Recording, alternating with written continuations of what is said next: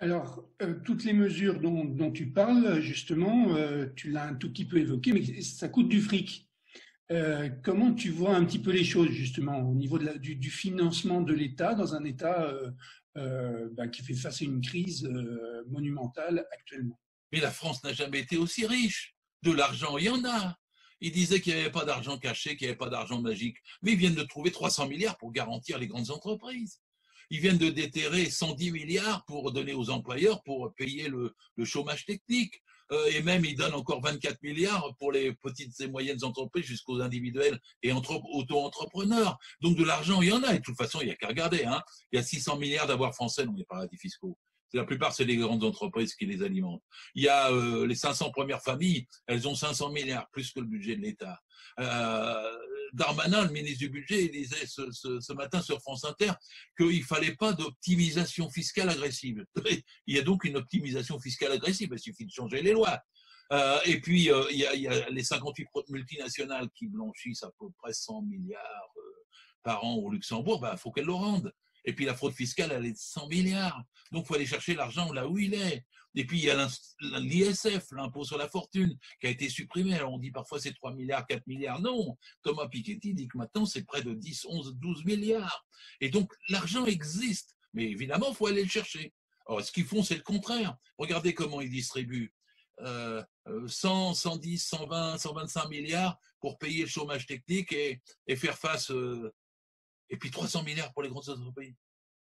Et donc, c'est disparate. Ils continuent à donner là où il y a le plus d'argent, et puis ils ne veulent pas prendre les dividendes. Il n'y a qu'à prendre les dividendes. Ils sont de 65 milliards l'année dernière. Et bien, pas de dividendes quand en 2019 ou en 2020, il y a une pandémie, une crise pareille. Et donc, c'est ça qu'il faut faire, un collectif budgétaire. Il faut investir tout de suite 5 milliards dans les hôpitaux, 5 milliards dans la recherche. Parce que la recherche, on sait depuis longtemps, hein, que le coronavirus, il était connu en France depuis 2008 et les chercheurs n'ont pas eu ni les moyens ni l'orientation pour pouvoir travailler là-dessus. Et puis en plus, 5 milliards pour les EHPAD.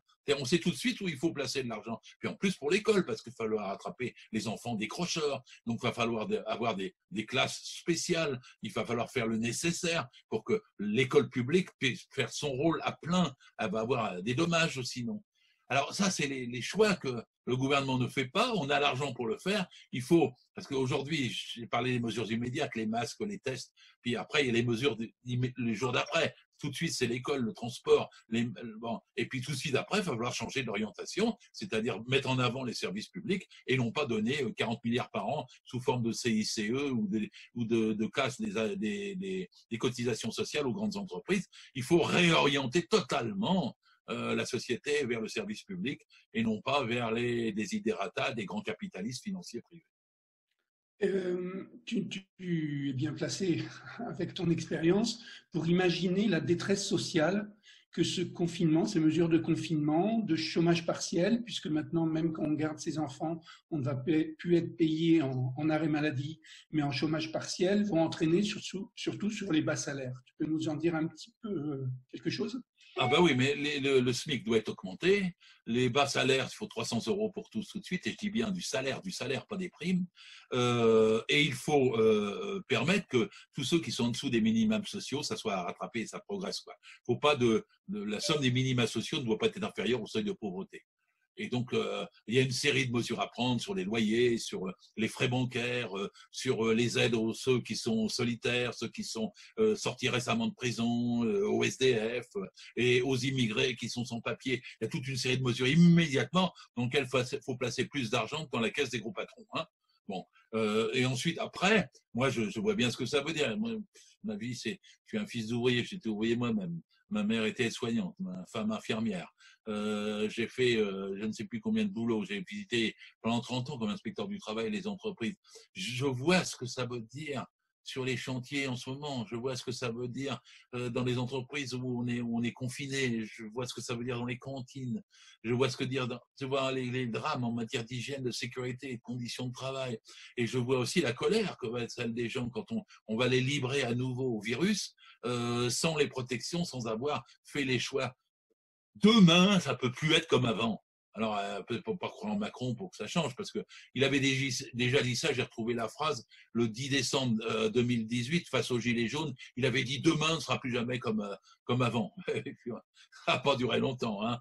Et donc, il faut en fait poser des questions politiques centrales, c'est-à-dire bon, comment on change de pouvoir. Bon, soit il y a une réélection générale et les gens vont pouvoir choisir avec une alternative à la politique qui a fait faillite.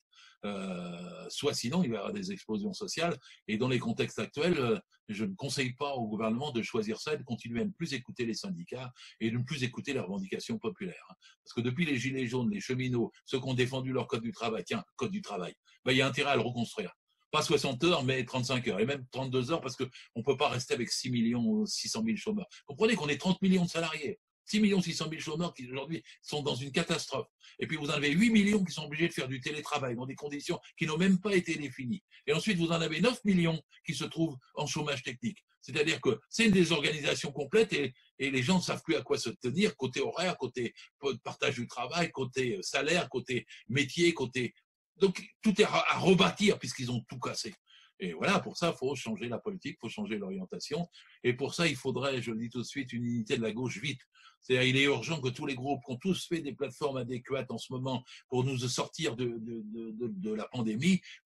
J'ai regardé, moi, toutes les plateformes, hein, entre celle des Verts, celle du PCF, celle du Parti Socialiste, celle de la France Insoumise, celle de Ensemble, celle de la gauche républicaine et sociale, de la gauche démocratique et sociale. J'ai fait un tableau comparatif. Il y a 80% de points communs. On doit pouvoir trouver un programme commun, plateforme commune, des axes communs. Et à partir de là, il faut avoir une plateforme de gouvernement et pouvoir dire à Macron, tu t'en vas, on demande des élections et on a une alternative complète à ta politique.